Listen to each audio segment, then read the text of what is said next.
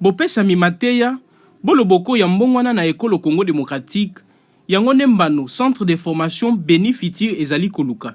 Esika ezwami na engumba mokonzi ya RDC na Kinshasa, centre eye epesaka malakisi matali codage informatique, pe mbongwana na ba innovation ya technologie, na bilenge bazali kati na mibu zomi na sambo. Na mokili eye esika digital ekoti na ngambo manso.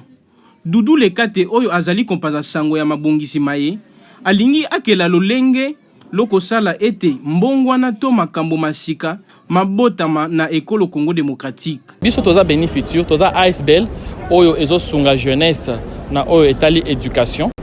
Tozo accompagner ba kelasi moi ebele, mais objectif na biso principal pour na activité à lelo ezalaki kolakisa mokili mobimba ke bana na biso pe soki baza na encadrement ya malamu bakoki pe kosala makambo ya ndenge na ndenge. To mesana kaka komona mindele bana ya mboka misusu bazo sala puis tozo chola bana na biso moko. Bana baza avenir ya mboka. Tozo sala effort pour que baza na éducation ya malamu ba yekola na ba même outil o baninga na bango ya poto ya Amérique baza ko yekola pour que baza la paix à mesure ya ko relever ba défi et développer mboka na bango en tant que locaux. Bana bamemami na mate ya maye bapesami makoki mpe mayele ya kosala programmation, robotique, pe innovation to mbongwana ya technologie. Dudu mobandisi ya Beni Fitir abwaki mbela mingi mpenza pona bilenge ba ekolo Congo démocratique. Alors biso toza batu oyo tozo banza ke soki topesi bana na biso encadrement ya malamu bako sunga mboka oyo pona okende liboso. Lelo oyo bana bazosisa kelasi bayebi eloko ata moko te na moto.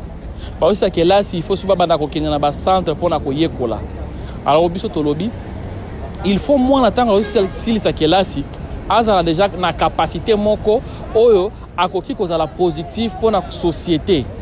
Alors soki tozo s'attacher mingi pona bana c'est parce que bana ne baza avenir ya mboka. Mosala Walter Mukendi asali mosi mobimisi mbuma. Elenge oyo ya mibu zomi na sambo atie na esika système d'arrosage automatique to lolenge ya automatique ya kopesaka mai na bilanga mpe misala makobokola bibwele. Asengi na bilenge basusu lokola ye kolanda lokolo. Jeune Congolais ami lobatika azazoba. Jeune Congolais ami lobaki azana courage, azana ambition na elora osala. Achaka ka bolingo ekosimba. Uto 2017 Beni Fitir esi mpesa mateya mpene na bayekoli koto tukumi bale na moko na Kinshasa. Pona Dudu esengeli kokende mosika kosuka kaka te na koyebisa bato mpona mateya maye. Esengeli kouta na mabola pe kokoma na mosala na maye matali kolakisa bato kosalela ba teknologie ya sika. Mongete to mbano azali koluka sika ezali. Komema Beni Fitir bisika biso na ekolo Congo démocratique.